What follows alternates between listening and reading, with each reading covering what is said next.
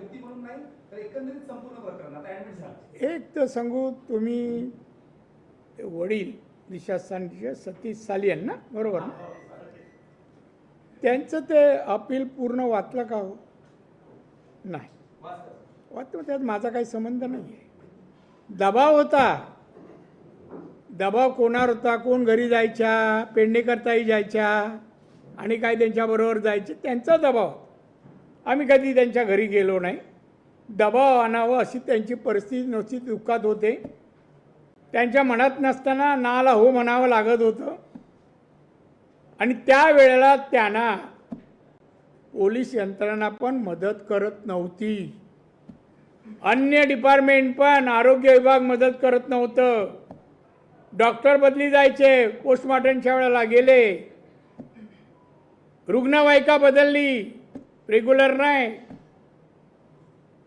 जे काय प्रकार झाले ना, तर ते प्रकरण दडपण्यासाठीच झाले. आणि म्हणूनच तिच्या वडिलांना आता दबाव कमी झाल्यावर कळल्यावर ते आता कोर्टाची धाव घेतली. सरकारकडे नाही गेले, कोर्टाकडे गेले. खरं मला असं वाटतं त्या प्रकरणामध्ये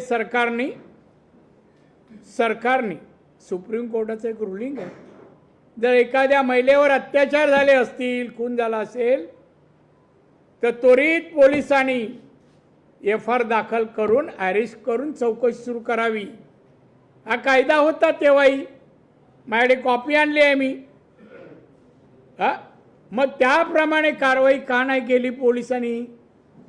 वाजे ताब्यात आहे हो, काढायचं बाहेर, 4 फटके दिले का सगळं सांगेल कसं झालं ते. वाजे तर या सगळ्याचा करता करू तर वाजे आहे. माझ्याकडे बघ ना बाबा, असं नको, तिकडे बघू नको, म्हणणे अन्याय केल्यासारखं वाटतोय. तर तेव्हा हे सगळं त्यांच्या वडिलांवर, कुटुंबावर दडपण होतं. त्यांना कोणाची मदत नव्हती. आम्ही पण तिथपर्यंत पोचलो नाही. म्हणलं यंत्र ह्याच्यामध्ये हस्तक्षेप नको, नाही तर शेवटी पत्र इथे अमुकाचं राणे नाव दिसलं का असतं, मग ते जास्त हेडलाईन वगैरे येतात. त्यामुळे आम्ही जवळ गेलो. आणि त्यामुळे हे प्रकरण तेव्हाही अजूनही त्या दडपणाच्या बाहेर ते वडील आणि आई वगैरे आले नाहीत. आणि म्हणून मी आत्ता या सरकारला सांगेन, आता कोर्ट जेल तो निर्णय देईल, पण आत्तापर्यंत जे एव्हिडन्स आले त्याच्या आधारे FR दाखल करा, अरेस्ट करा. काय भाषा बदलली होय आता या 1 महिन्यामध्ये. किती फेऱ्या झाल्या मुख्यमंत्र्यांकडे. आणि आता आम्ही नागपूरची कुठेही हे स्टेटमेंट कोणाचं समर्थन दिली नाही. आता आम्हाला द्यायची गरज नाही, मातोश्रीवरूनच. कळलं का तुम्हाला कोणाचं समर्थन आणि कसं करतात? हे घाबरू नये, घाबरू नये. तरी सुटणार नाही, तरी सुटणार नाही. उद्धव ठाकरेंनी अशी प्रतिक्रिया दिली की या सगळ्या प्रकरणाशी आमच्या कुटुंबाचा जो आहे तो काही संबंध नाही, अशी त्यांनी ही प्रतिक्रिया एक वडील म्हणून दिली आहे, नेता म्हणून नाही.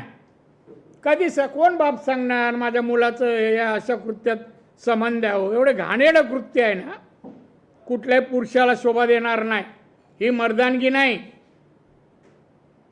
4-5 लोकांनी धरायचं एकाच मुलीला आणि तिच्यावर अत्याचार करायचे. तुम्हाला सगळ्यांना पेटून उठले पाहिजे. आपल्या घरची असती तर. आणि म्हणतो आपल्या घराण्याचा कोणाचं भूत आलं का वरून, आणि ह्याचंच नाव का घेतात? ह्याचीच गाडी नंबर का असावे? अहो एवढेच आहे असे काय? अहो जगामध्ये आमच्या मुंबई पोलिसांचं नाव आहे, म्हणून मला आश्चर्य वाटतं अजून का थांबतायत कोणाच्या सांगण्यामुळे. आणि मी सांगतो यामध्ये जे आहे सत्य सगळ्यांना माहिती आहे. आणि म्हणून का नाही त्या पेडणेकर बाईला ताब्यात घेत